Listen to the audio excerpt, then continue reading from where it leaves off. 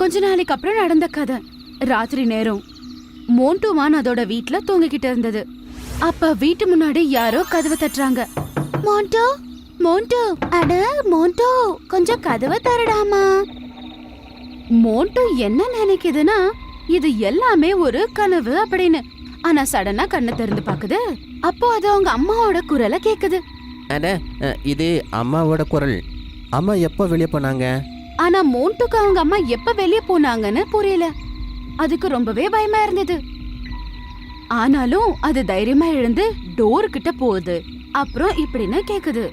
அம்மா, எப்போ நீ வெளியே போன? அட மகனே, ரொம்ப நாளா வீட்டிலேயே இருக்கோம். சாப்பிட வீட்ல எதுவுமே இல்ல, அதனாலதான் வெளியே வந்தேன். மகனே, சீக்கிரமா கதவை தரு, அதுக்கப்புறம் நானும் காணாம போயிட போறேன். மோன்டோட அம்மா இப்படி சொன்னது கேட்ட உடனே மோன்டோ உடனே கதவை திறந்துடுது.